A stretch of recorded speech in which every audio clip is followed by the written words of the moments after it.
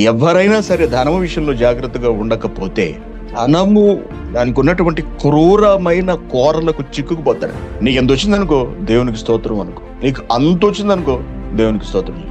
ఈ పూటకే నీకు భోజనం ఉందా దేవునికి స్తోత్రం చెప్పు. ఈ పూట భోజనం కూడా లేదా దేవునికి స్తోత్రం చెప్పు. అప్పుల్లో ఉన్నావా దేవునికి స్తోత్రం చెప్పు, ఎందుకంటే నువ్వు ఇంకా చచ్చిపోలేదు. అనారోగ్యంతో బ్రతుకుతున్నావా దేవునికి స్తోత్రం చెప్పు, కారణం అంటే నువ్వు ఇంకా పోలేదు. మరణం కన్నా కాస్తో కూస్తో అనారోగ్యంతో ఉండటం క్షేమమే కదండి, మంచిదే కదా. చచ్చిపోతే పరిస్థితులు పూర్తిగా మారిపోతాయి కదా.